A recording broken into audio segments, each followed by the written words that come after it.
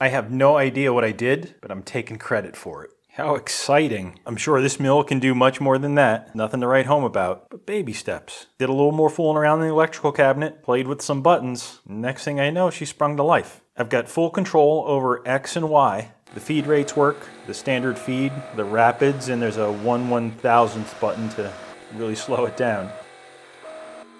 Unfortunately, no luck with Z. I mean, I can get the handle to spin pretty fast, but nothing moves. I'm gonna have to get down in there to see what's going on.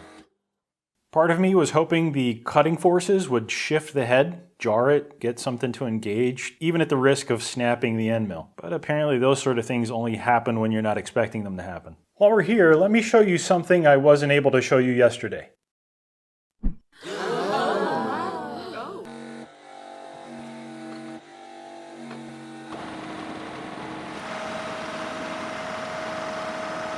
I really do apologize. I hate to be a tease. It's not right setting this up and then not taking a cut. But I can't move the Z-axis. I can't get to the work.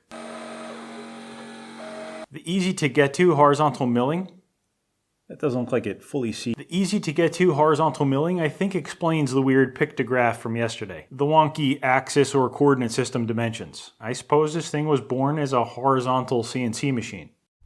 Although the geometry and the swing arm at the top kind of made it self-evident as to what was going to happen here, I didn't want to risk trying it until I could get the table all the way up. I could have done it manually or blocked it up with some wood or something, but come on. Being my first run-in with something like this, the last thing I wanted to happen after I took those 4 bolts out is for the vertical head to pop off like a cork and end up on my feet. Hope you understand. So that's it, just a quick update. Yes, I can be a bit excitable, but wanted to share.